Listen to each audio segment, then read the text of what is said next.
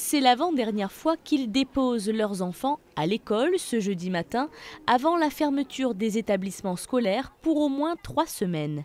Les parents d'élèves sont désormais fixés depuis les annonces du président Macron. Dès lundi, ils devront garder leurs enfants à la maison et assurer une semaine de cours à distance. Un vrai casse-tête à organiser pour beaucoup de familles. Avec le télétravail, c'est pas évident, on va dire, de leur consacrer le temps nécessaire. J'ai 3 enfants, j'en ai un qui est au collège, qui devait passer le brevet blanc, donc c'est ennuyeux. Moi, avec 5 enfants, c'est pas facile. Voilà, j'ai 2 petites à la maternelle, le grand qui est en primaire et la grande qui est au collège en 3e qui va passer son brevet. Surtout qu'elle doit rentrer à partir du 5 mai. Ils font comment les enfants? Mais dans cette école primaire de la Ciotat, par crainte du virus, certains parents sont plutôt soulagés de savoir leur enfant à la maison. Déjà dans l'école où on est, vu tous les cas qu'il y a et tout, je pense que c'est un peu une protection aussi. Les enfants sont protégés au moins à la maison. Nous après c'est l'organisation qui est un peu compliquée, mais on commence à avoir l'habitude. Même s'ils sont rodés, les parents s'inquiètent pour le niveau scolaire des enfants.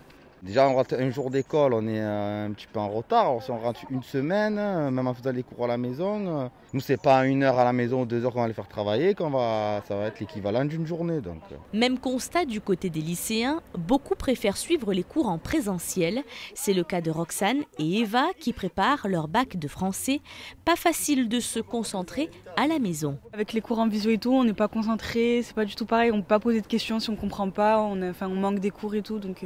C'est trop compliqué. J'ai plus du tout la moyenne en français et tout, c'est galère. Moi je préfère venir au lycée parce que même s'il n'y a plus rien, ça nous emmène quand même à une vie sociale. Les enseignants ont alors moins de 2 jours pour préparer leur programme d'enseignement à distance.